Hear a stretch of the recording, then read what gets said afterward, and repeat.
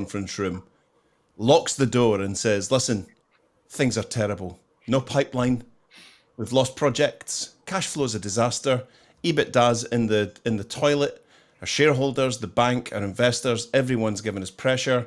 We're going to stay in this room until we fix this. Right? We can fix this. We are the team. So they stay there for 3 days. And if it was like an 80s film, there'd be a montage of all the laptops going and all the mobile phones going. And they're all sitting there. And after 3 days, the head of marketing, the marketing director says, guys, I've got it. I've got it.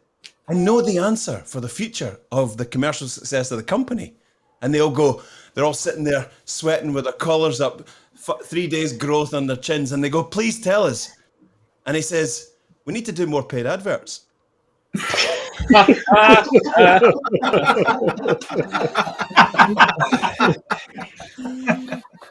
Yes. So, welcome everybody. Welcome to the first digital download of the year, and a happy new year to you all. So, first of all, let's all introduce ourselves, and I'll go round in order. Alex. Good afternoon, all. My name's Alex Abbott, founder of Sapiro and proud DLA Ignite partner. Rob. Good morning, all. Rob Durant, talking to you from just outside Boston, Massachusetts, founder of Flywheel Results and a proud DLA partner. Tim. Hi, I'm Tim Hughes. Happy New Year to everybody. I'm the CEO and co-founder of DLA Ignite. And welcome everybody. Lenwood. Hello, Happy New Year. I am Lenwood Ross. I am the founder and CEO of Accelerate here in the United States and a partner of DLA Ignite. Eric. I don't know. I just turned up and I don't know. I don't know if I'm going to stay. I think I quite like it. My name's Eric from Crux. I work with Crux up here in Aberdeen, Scotland, Digital Commercial Advisors. I'm happy to be here. Tracy. Hello, everybody. I'm Tracy Borison, coming to you from just outside Calgary, Alberta, Canada, with my kind of sicky voice. And I am the Canadian arm of Crux, a proud partner of DLA Ignite.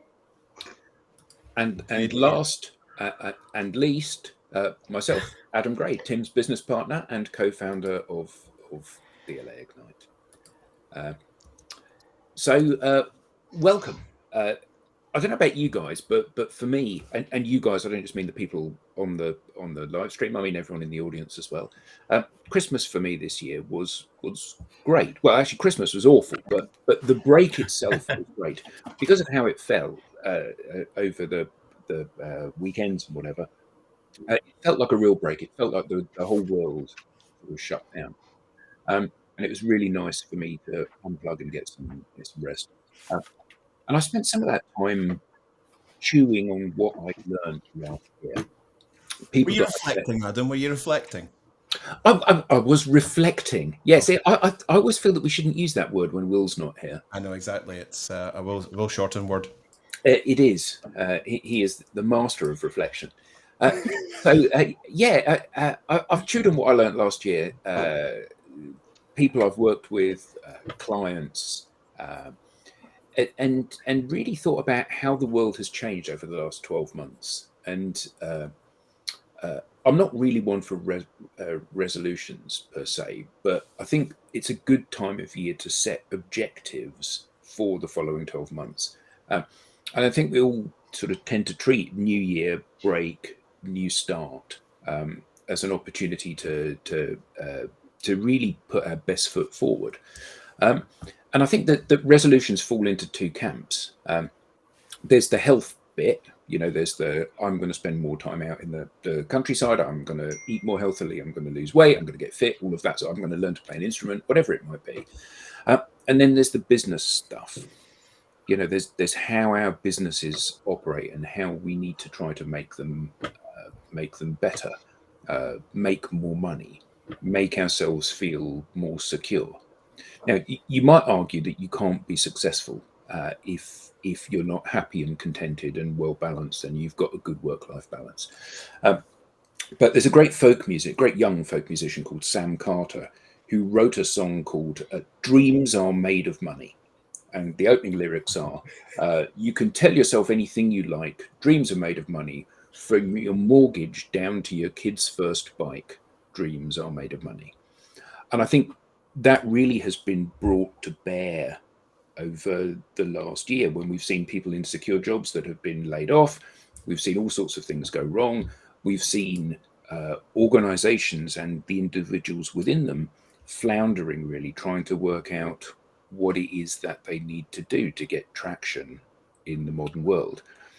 So I thought it'd be really interesting to ask all of you and everybody in the audience, what are you going to do differently this year to what you did last year? And I think that a lot of our behaviors are embedded in the fact that, well, it's always been that way. We've always done, like your joke that we started with, Eric, the answer's always been advertising, put our message in front of more people. But actually, we've been doing that for 20 years. And it is that 20 years of legacy behavior that's got us into the place where we now are, which is that we haven't got enough pipeline, we haven't got enough revenue, we haven't got enough visibility, we haven't got enough credibility, all of those things that every organization that we talk to says that it's suffering from. And I can say that with some confidence, because even the organizations that I talk to that begin the conversation by saying, yeah, well, we're actually ahead of target. And, we're closing. When you say to them, so what you're saying is you don't want more opportunities and more revenue. They say, oh, yeah, we do need more opportunities and revenue. And actually, we see a lot of organizations putting a brave face on it. But I have yet to see, certainly in the last quarter of last year, when I spoke to probably 60 or 70 new organizations, I have yet to see one of them that genuinely believes that they're doing well. All of them seem to be in trouble at the moment. So what have you all learned, and what are you going to do differently this year? I think it's incredible because this year, 2022 was a year of sort of crystallization for me. So having operated in this space for some 3+ years in the sort of social digital space, I was very much head down getting into it. Tim's bored already. I don't blame him. I'm off. I was very much head down into, we're helping companies with strategic social selling, and that's what we do, and very much on it. And think that we got pretty good at that, very good at it. But I think what happened this year was crystallizing in my mind about this being part of a massive digital commercial revolution that's happening, and it's not just in one sector, it's across sectors. This was when I had the thunk moment. It always happens in the shower. I do my best thinking in the shower. Don't know why. You're making up your own jokes now. That's but I had this whole digital commercial sort of epiphany about digital twins and all of that. This whole, it all just mapped out to me. And so I'm now of the firm belief that we used to meet management teams across sectors, and we'd say, this is what social selling's all about, and they'd go, yeah, we really like it, we really need it, but we'll maybe think about it in a year's time because we don't have budget for it right now. Yeah, but you're really struggling and all. So the approach and the discussion is now very different about your commercial, your digital commercial wiring. So laying out in front of prospects and clients, industries and sectors. When I first started doing this, I was trying to convince people. And it was what? Social media? What? Really? But we're an engineering company, or we're a project management company. Now it's a much more serious, and it's going to be much more serious. So getting to the crux of the story, is the fact that this is no longer, I'm here to try and convince you. I'm here to show you the pathway to your digital commercial future, because it's much broader and much wider than you think. It's not faffing around on LinkedIn or getting someone in marketing to do a little bit on LinkedIn. This is your digital commercial future. This is your commercial future, and the answer is on digital. I wake up every day. I don't know what it is. Maybe it's just me, but for some reason, it's like since November, someone pressed fast forward again on the digital transformation.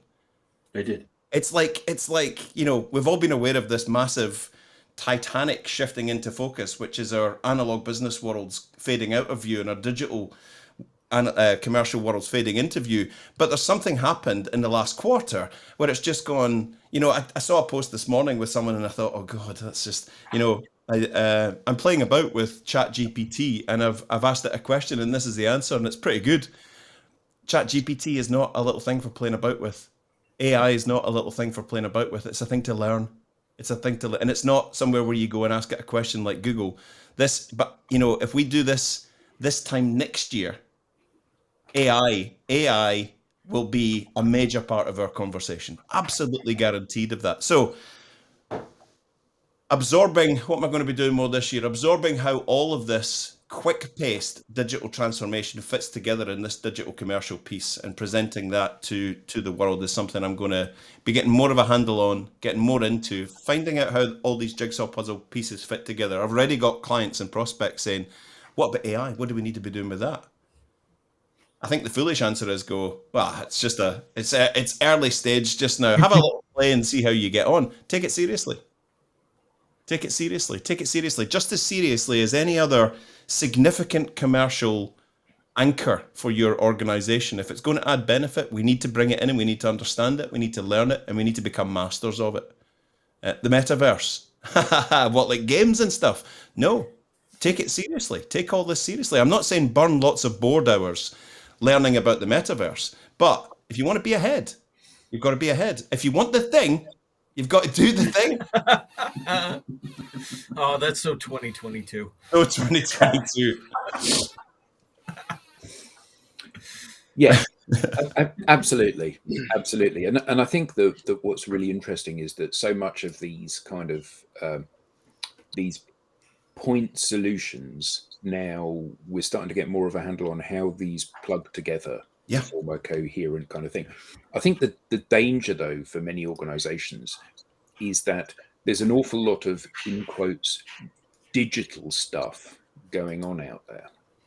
And some of that digital stuff is stuff that is still, well, by today's reckoning, legacy stuff.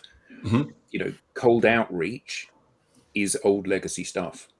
The fact that you've got new digital tech to help you segment your audience, reach out to your audience, personalize the content to the audience, find new audiences that can ignore you in lots of other places as you push your message out to them. And organizations that are desperate to get on the digital bandwagon, they want to be part of the digital revolution, are picking, in many cases, the wrong things to be focusing on.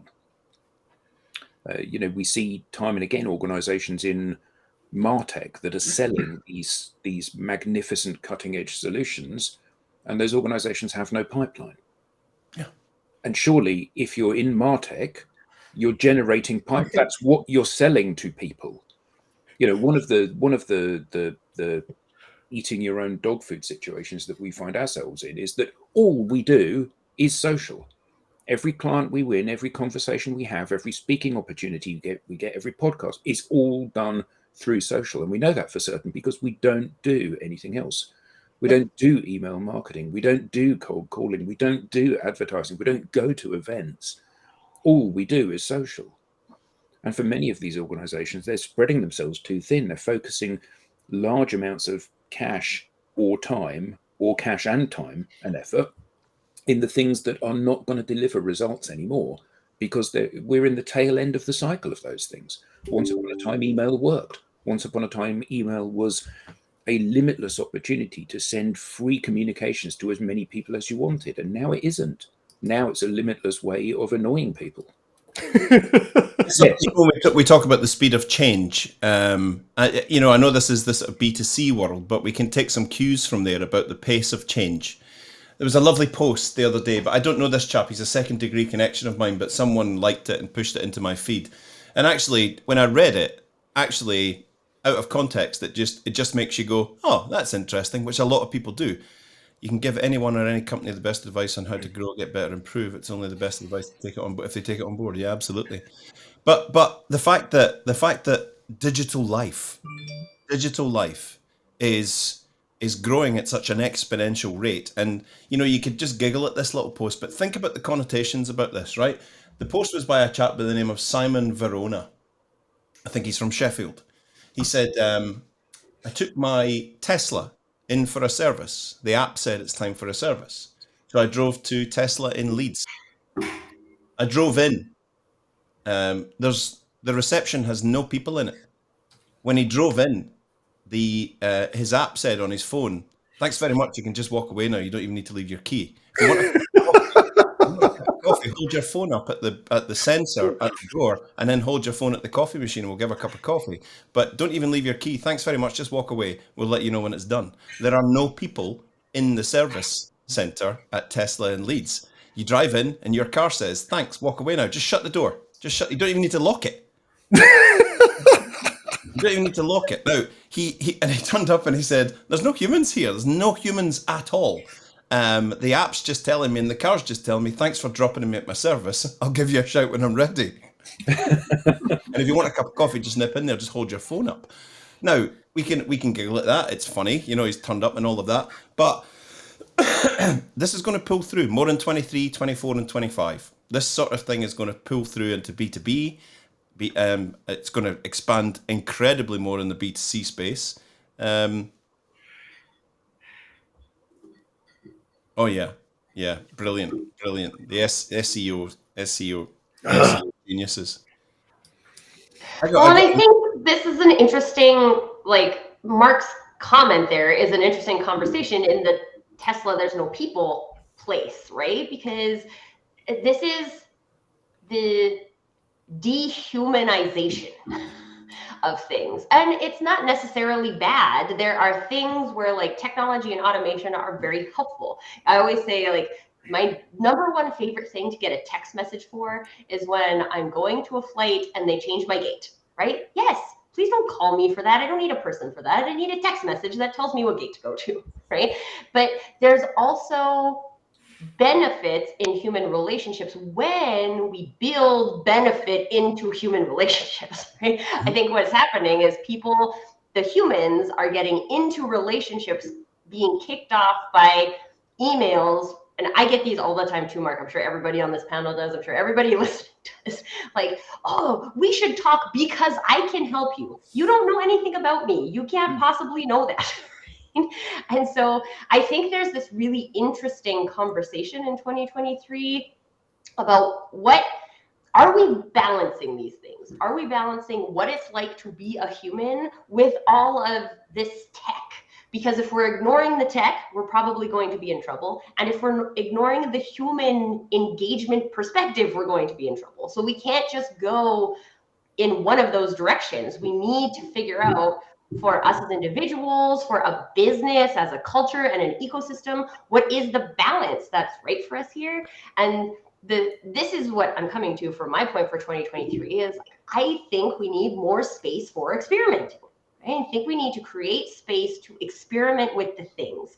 And so that's something that I am creating more space. I actually scheduled 2 hours into my calendar every week to just experiment with things. What is this? I don't know anything about this. How could I test this? Is this something that actually can create a benefit? I was just looking up the definition of marketing on the side while everyone else was talking, and it's like the activity of promoting and selling.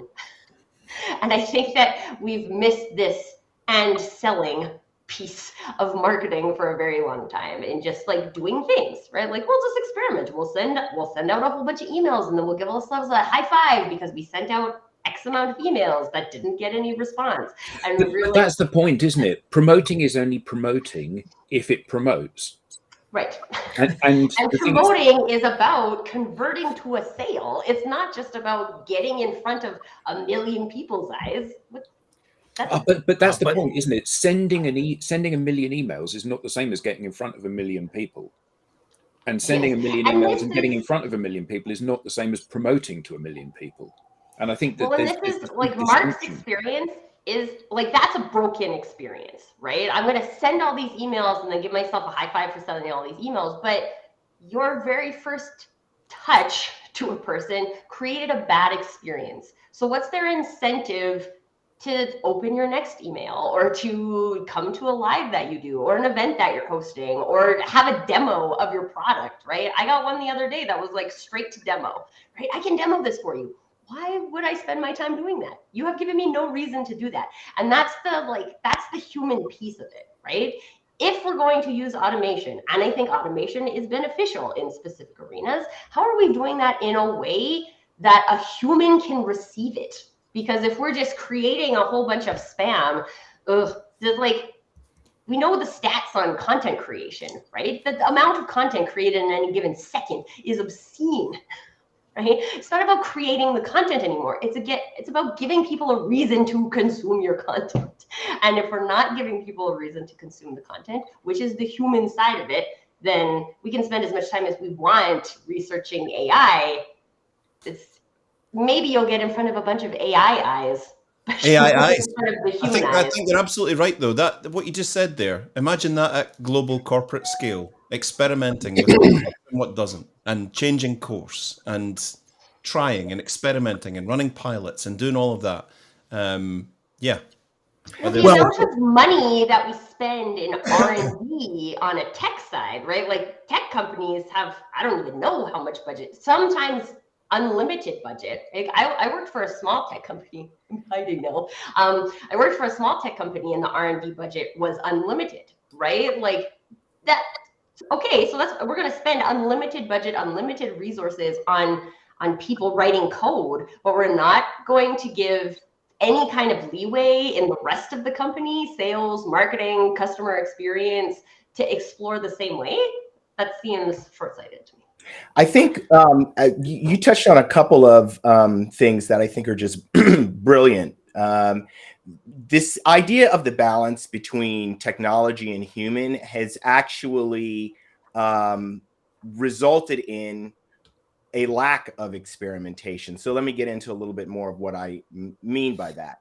For years, certainly at the enterprise level, and I think at all levels, there has been an overinvestment, I would argue, in technology, and an underinvestment in giving people the skills that they need to do the things that you described.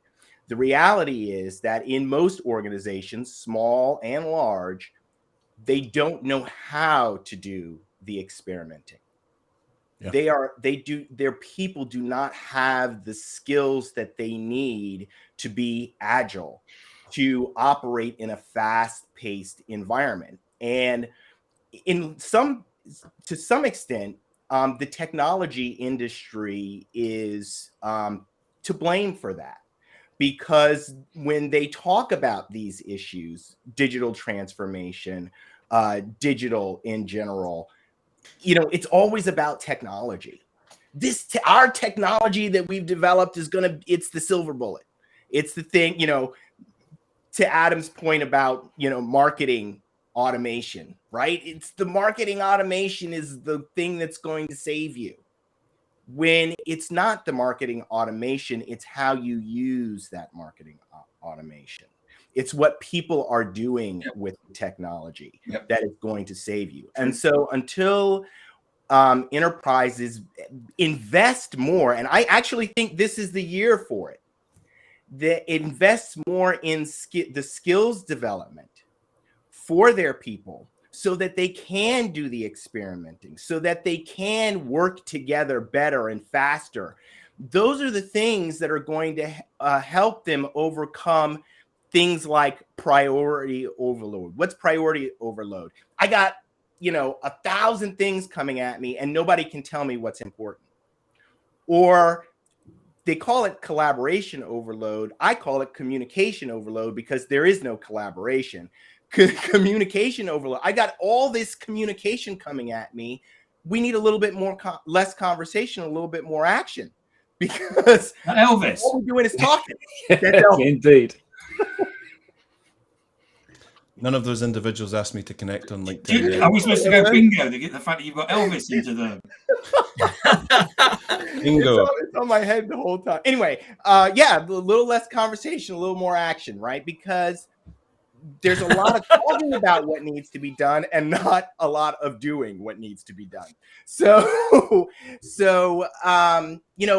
I think that this year is, I mean, I'm hoping, I'm praying, because the people part is what's been neglected for years. And so now we need to see a lot more investment in people. And, I don't know the ins and outs of what Cisco is planning, but I love what they announced at the end of the year, which is that they are investing to turn their entire organization, 84,000 people, into talent influencers.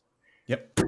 Now that watch out competition. Yeah, that's a competitive advantage. They're heading for Heartbreak Hotel.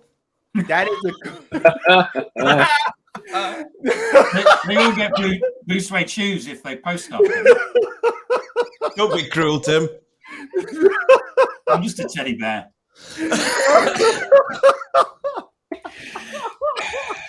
There's a famous Navy SEAL quote, which is, "Under pressure, we don't rise to the occasion, we sink to the level of our training.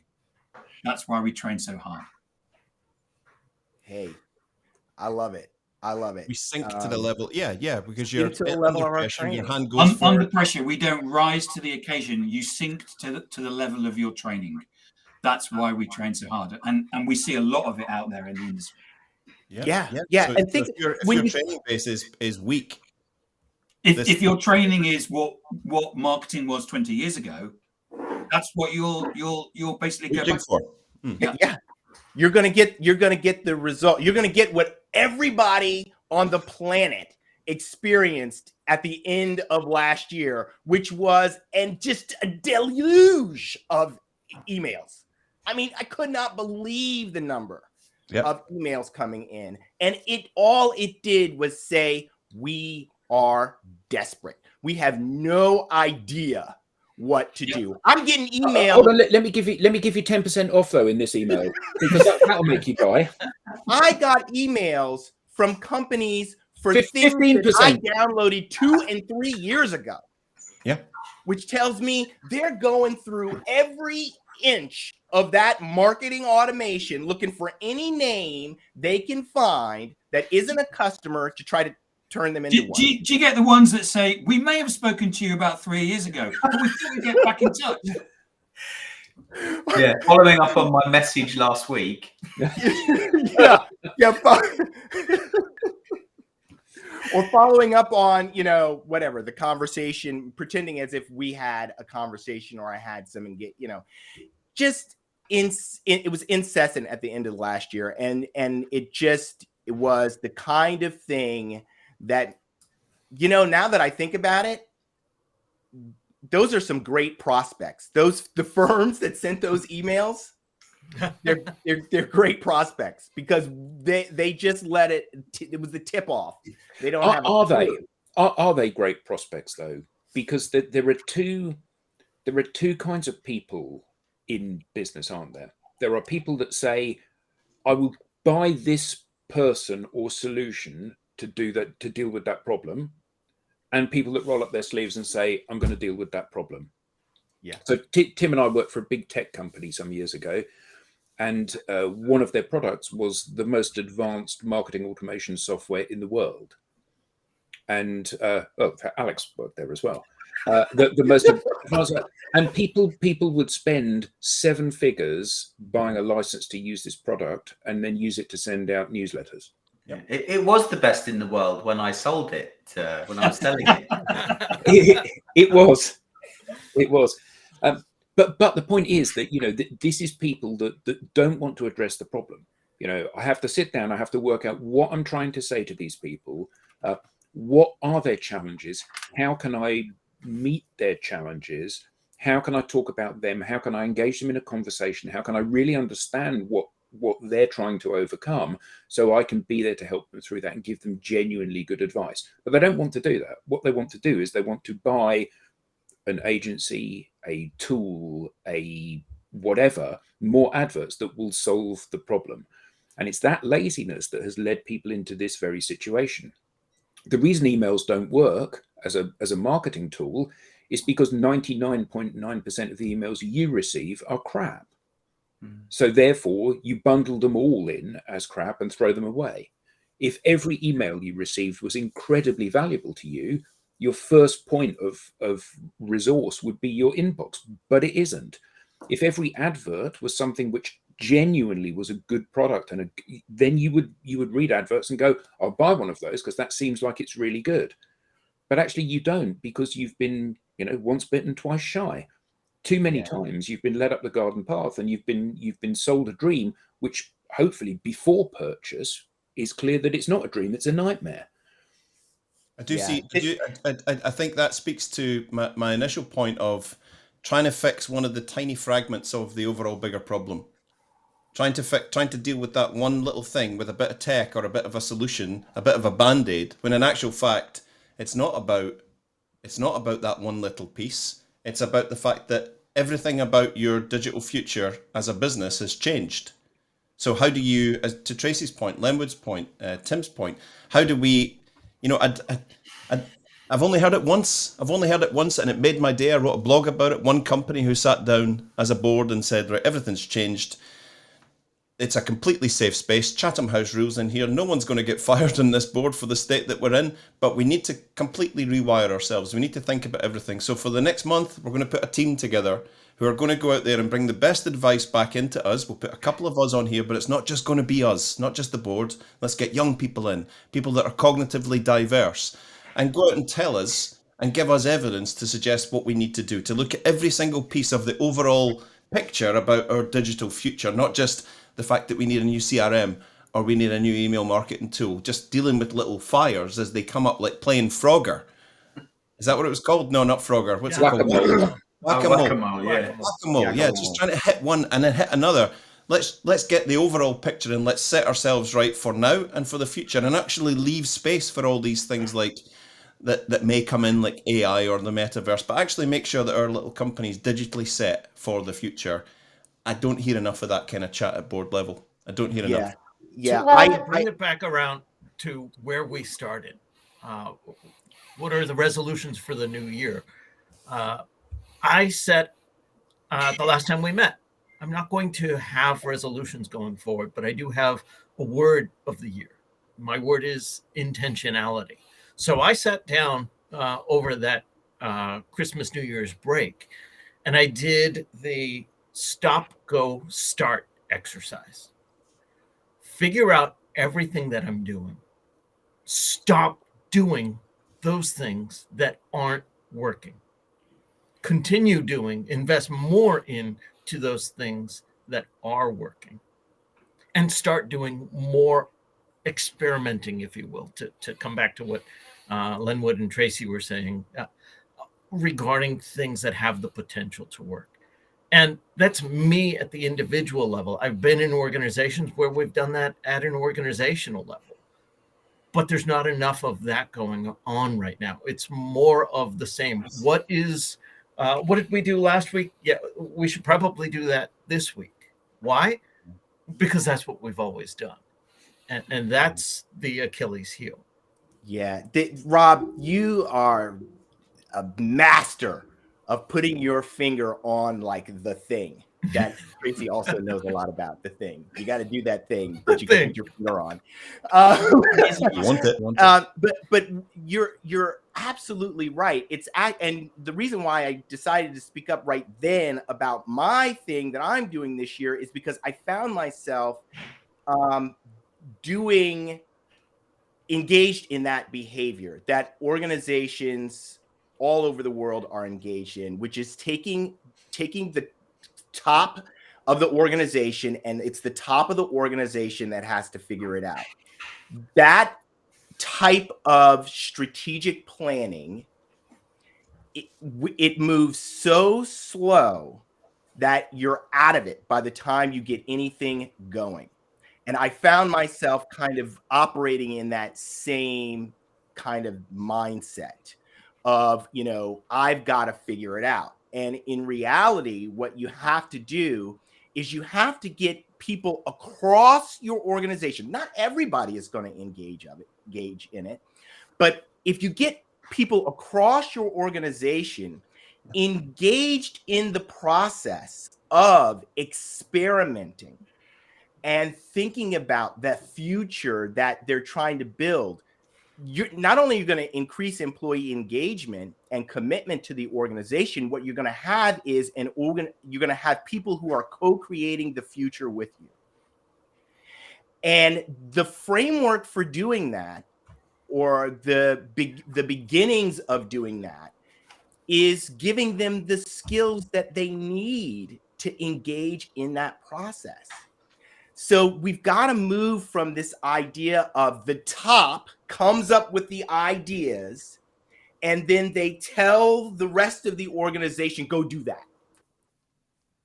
Well, and this, people are everything done with I'm that. hearing They're here done with is that. like, and this is the people part of it, right? Because we've also created a lot of upper level management teams that can't let go of the control, right? Because my whole job being at the top level is to control the people, right? This is a lot of corporate structures are built that way. So what we're talking about is like a digital transformation of people. And it comes down to, I really like what you're saying, Lenwood, about this space for training the people, right? Because we also have to start training our people in like, what does it look like to let go of your ego when you're a CEO, right? Because I've worked for small companies where things don't happen because the CEO has too much ego to say, this is the way we've been doing it and it doesn't work.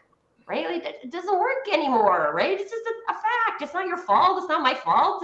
There's lots of contributing factors, but if we stay stuck, it's your fault, right? If we stay doing the same thing and I'm in charge of marketing, it's my fault, right? And or I blame myself or I leave, which is what a lot of people are doing right now too, right? Like, I don't have paid space to explore. I'm just sitting here doing the same thing day in, day out. It's not working. And we talk a big game, like we care that it's not working, but we're not being brave enough to try something new. And that's training, right? That's training that humans need to be able to let go of things that they tried that didn't work. We've been taught, most of us have been taught that our entire lives, right? We go to school, we get a wrong answer, that's bad. And so we go into the workforce and we do the same thing. It's not really shocking. We need to provide training on those human skills. But is it realistic? Is it realistic for us to assume that this is going to happen now? Because I'm not sure it is. Well, just like anything else, it's not like it happens today and we reap the rewards tomorrow. It's you put in place the strategy and the plan today to execute in the future. So think about what Tim said, that SEAL quote. You know, people default back to their training. For 20 years, we've done it a particular way. You know, we grew this company from 40 people to 40,000 people by doing these things. Yeah, and now it's gone from 40,000 people to 30,000 people and then to 20,000 people. And organizations are desperate. That's what I see. I see fear in the eyes of the people that I'm talking to, and they don't know what to do. My New Year's resolution is to be more, if you can imagine such a thing, more militant about militant is the answer. Yeah, to say to people, you know, what you're doing isn't working. It isn't working. No, but joking aside, you know, this is absolutely, you know, we need to digitally grab people by the lapels and shake them. So glad you said lapels there. Yeah, but because people are caught in this king's new clothes situation, aren't they? Mm-hmm. They're in a situation where they think things are going to magically get better from doing something that they've done before, and they're not. People need to be brave. They need to throw away the old stuff and try something new. Maybe it won't work. You know, maybe if people entirely socialize their organization, maybe it won't work. Yeah, but is that any worse than doing the stuff they're already doing that isn't working? At least there's a chance of something happening. Yes, it is worse in the business environment. Yeah. If I say I'm going to go along to get along and things continue as poorly as they are, it's not my fault. But if I say, let's try something radically different and it doesn't work, it is my fault. It is your fault. But if Now- you do something, if you don't do anything, or you do the old stuff and it doesn't work, it doesn't matter whether it's your fault or not. You're going to be out of a job soon, as are everyone that works with you. But But the problem is that's not true, right? But what the pattern that we see is that we defend what we currently do that doesn't work, and that allows us to keep our job, right? Nobody ever got fired for buying IBM, and that attitude has stuck with us for decades. But the history books are littered with organizations that, like Kodak. Well, we don't need to change because we're so big, we're so secure, and Blockbuster, and an endless list of companies that have said, sure, actually, I'll just keep doing the old stuff because it's fine. It got me this far. Yeah, the problem is that Brent Adamson was talking about this actually just yesterday. Or maybe I got it yesterday. Maybe it wasn't yesterday. But what he was saying, it's not Adam, it's Abramson.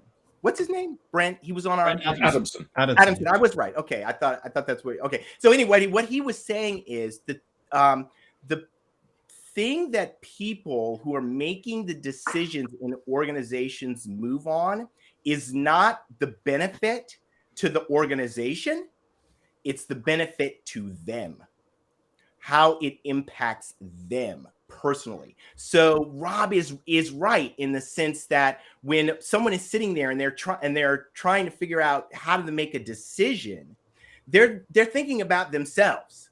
And if it's a decision that could cost them their job, whether it's going to benefit the organization or not, they're not doing it.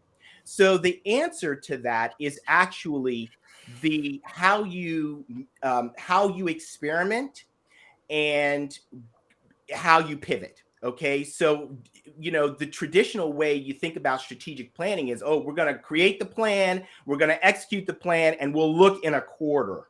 No, that's too long. Okay. We've got to look in 30 days. Or have we moved the needle? Do we need to make a change? And then you make the change. And then you do that. 30 forward, 30 back. And you iterate like that. You experiment in that way. Much less risky proposition. So that's all I'll say about that. We missed a few comments down. Just underneath Martin Hunt and between Lonica Smith, there's a comment from Mark Cowison. Could you put that one up, please, Adam? How do you remain relevant? I'll go back. One scroll down. Scroll it. Quite a big. It's between Martin Hunt and Lonica Smith. There's some really great comments today. Yeah. How do you remain relevant with large organizations who favor producing approved vendor? Do you not see that one? I'm looking. There's loads and loads of comments here that I'm going through. Sorry. It's just down a few off the screen. Up a few from the bottom, do you mean? No. If you just come down from the top, I think the last one you'll see on your screen is from Carla, and then a few down from that, there's one from Mark Cowison. So it's quite recent. How do you remain relevant with large organizations? I'll read it out. How do you remain relevant with large organizations who favor reducing their approved vendor lists, which is common, and engage in the 2% profit buying houses for all their purchasing? And when it comes down to pricing, the people part is not relevant in this space, to be honest. There you go. So I've got a case study that I'd love to share with you, Mark, about an organization who were in exactly the same position. And we changed that. We changed that through digital dominance and by allowing them to become or set out on a journey to become the leading technical and commercial digital influencers in their space, which changed that conversation with their existing clients and actually allowed them to open up with a bunch of new clients who saw them as industry leaders. So we weren't ignoring that comment. That's a very relevant comment where you're locked into commercial dealings with organizations who say, right, we're going to slink our supply chain, we're going to trim all our suppliers down, you're out. We're going to trim all the margins. We're going to trim all the pricing. That's the reality that companies face today. But it's not ways around it, but there are ways to counter that. And I'd love to share a case study with you about an organization where we helped them with that very thing. Yeah, and that question, Eric's response, goes to the heart of the issue we were talking about as it relates to marketing automation and where we are today. The buying behaviors have changed and the market has changed, and the way that you are able to break through that, which I'm sure is what Eric's case study is going to show, is to demonstrate your value through a relationship that you're building with that organization on social. That's kind of the big thing, right? Email, you just cannot do that with email marketing. There's too little value in that email. You need to build. I love it. How do you remain relevant? Oh, interesting. What did ChatGPT say? Call DLA Ignite. If it did, it's brilliant. I heard that. Did you hear Did you hear Will.i.am's theory about ChatGPT and Elon Musk's relationship with OpenAI? The people that his theory is that ChatGPT is growing at such an exponential rate. Every millisecond, it's getting more and more. I don't know if intelligent is the right word, but it's getting smarter and smarter. I asked it the other day to write me a piece of code for such and such, and in 17 minutes it was flawless, absolutely flawless. So rather than just asking it internet style questions, what is, who is, blah blah blah, getting it to do stuff for you, I'm finding it absolutely incredible. But the his Will.i.am's theory is that the reason that he bought Twitter is he needs trillions of bytes of data to funnel into the digital mind that is ChatGPT or OpenAI or whatever it might be. And that what better place to get billions and billions and trillions of bytes of stuff and text every second of every minute of every day is from Twitter, to just funnel it right in to grow this big digital brain. Interesting. Wow. It is interesting. I feel like I need to say this on the pricing piece, right? Because one of the things that we continue to see in the digital era is decreasing prices on things so people can compete on price, right? So then what we're doing is we're taking human intelligence, skilled services, and making them commodities. So now they have become, we compete on price, right? And then when we compete on price, we're making less money. So now the people that we pay for these companies that are competing on price are making less money. And then we contribute to quiet quitting and things like that, because, well, like, now I just get paid the minimum viable to do the minimum viable. And like, I don't know. I just still feel like there's people who don't believe in that, right? In decreasing skilled services to the point where we're just competing on price. And there will always be people who do believe in doing that, right? My husband works in the supply chain. Supply chain is all about pricing, right? We want to get goods to people at the lowest possible cost. So we need to lower the cost as much as possible. Like, they actually get bonus on cost savings, right? That's part of their industry. That's probably not going to change, but it also was supremely challenging. So like in Canada earlier in 2022, we experienced like ridiculous supply chain issues, and we're paying like $5 for a loaf of bread now because of what it costs to get things through the supply chain when we make bread locally, which is crazy. But it's because the people whose job it is to get the discounts have no relationship with the people who are providing the services. And then when you get into trouble, the people who provide the services say, well, this is what it costs now, so make it happen. And it just is moving farther and farther away from how humans would actually do business. So is there a benefit? Sure. Greg is asking ChatGPT instead of humans. That's fine. And there will always be people who do that because they trust the technology more than the people. But the less people show up to create trust with people, the more that's going to happen. So do we just give up and say, oh, everybody's just going to trust the internet for things? We don't need people for anything anymore. Like, we're all people too, right?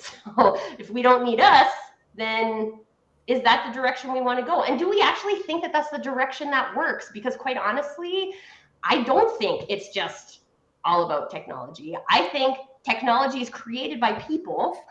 And if we don't talk about people, then we're missing a huge component, and it's gonna become a problem. That's the important bit there. Does the world need 9,000 marketing automation tools? No, just mine. But I think the key thing here is that cost and value are not the same thing. Correct. What we see is that premium priced goods and services command a premium price and are often in short supply because people are prepared to pay for a premium product or service. The problem is that we are at this kind of crossroads. We have AI competing with humans, and AI offers some benefits, but it's not all benefits. Correct. Actually, we need to work out how we are going to navigate that. I don't mean we on the call. I mean, we as a species need to work out how we can Professionals. how we can, yeah. And what we've seen is every time there's been a revolution, the industrial revolution, farming laborers being replaced by machines, trains replacing wagons, all of this kind of thing. People have been able to move from that environment where they've been working people using their hands. They've been able to migrate to become working people using their minds. They've been able to move from working the fields to working calculators or working ledger books or working writing machines or whatever it is. And now we're looking at a different kind of abyss. Now we're looking into something where there is no safe haven for the mind being better than a machine, because it won't be shortly. So how are we going to make sure that we are adding value? Back to that point from Andrew, cost and value are not the same thing. So when we sell on cost, we will always be beaten by machines. When we sell on value, we won't necessarily. I just want to get to something that you said there, which I don't agree with, which is that AI is going to replace the human mind. There are certain things that AI can do extremely well, but this world is filled with complex problems that require complex solutions, and they require more than one person to solve. And so when we move from this idea that there is a product or a single product or service that can solve our problems, then we'll start to make a dent in actually solving problems, because there isn't. We actually need to move towards a better system or a better operating system of working together.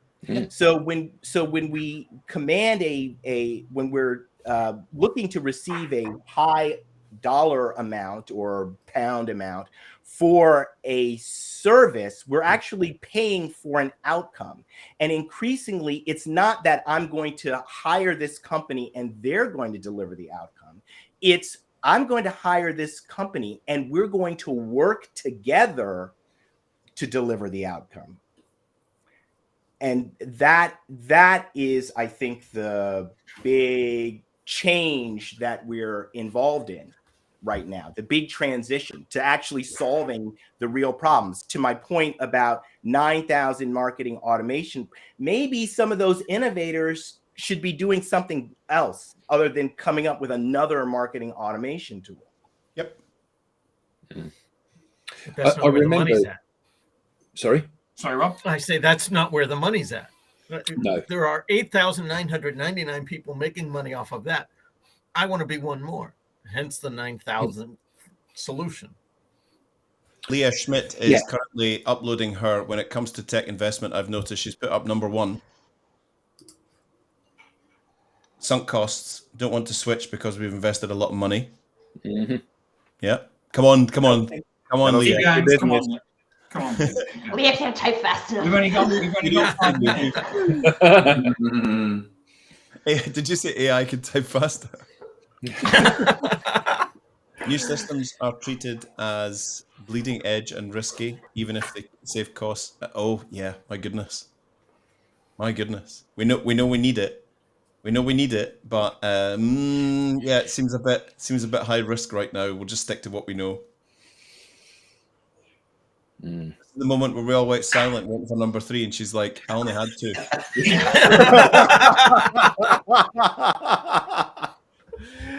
He's a friend of the show. My New Year's resolution is actually to it's not really a New Year's resolution because I don't make those, but it's really to help HR leaders in particular, but organizations through their HR teams to work better together, and that's my focus all year.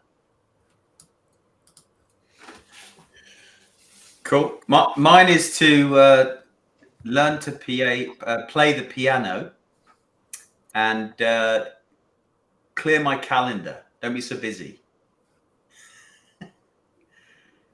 And if I can follow through on that New Year's resolution, then I'm going to try and bring the piano playing into the work, into my personal branding. Are you going to come and play us a piece? Yeah, well, if it was today, it would be chopsticks. But maybe in a few months. 3 Blind Mice is my request. Yeah. Okay. Alex, do you know the piano's on my foot? You hum it, son. I'll play it. I'll play it. Yeah. You can just see it, can't you? Alex in his DJ, sitting at the piano, playing requests. There's a classic from Andrew, who I think is Andrew, who is a creative brand strategist. My resolution is 300 DPI. Yes. Andrew Cameron, yeah, very good. Yeah. And Ellen, thank you for thanking Lenwood. Yes, thank you, Ellen. Thank you so much. So, are there any other last-minute resolutions from people or learnings from the last year that they're going to take forward into this year, or some insight that they can share about how they are going to behave differently over the coming 12 months? Keep building digital communities and doing things with them and collaborating. This is the year of collaboration, I think. I think you could be right. I think that we're at a point now, aren't we, where organizations have got their backs to the wall and they realize that often they don't have the answers themselves. So they need to find a community of people that can help them. Yeah. The world economy is creating a pressure that is going to intensify over the next 12 to 18 months for sure. Mm-hmm. Yeah. But back to what we were talking about earlier in terms of the your old piano. Yeah, before the piano, but in terms of salespeople and how difficult it's becoming for them. There's a nice article from Trust Radius that talks about the fact that the salesperson as an asset that a buyer references when making a purchase decision has dropped out of the top 5. Say that again, Alex. Say that again, Alex. Go on. So the salesperson, yeah, as an asset that a buyer would use for information to inform their decision about what they need, has dropped out of the top 5. So can you share that in the chat, please? What, the article or the? Yeah.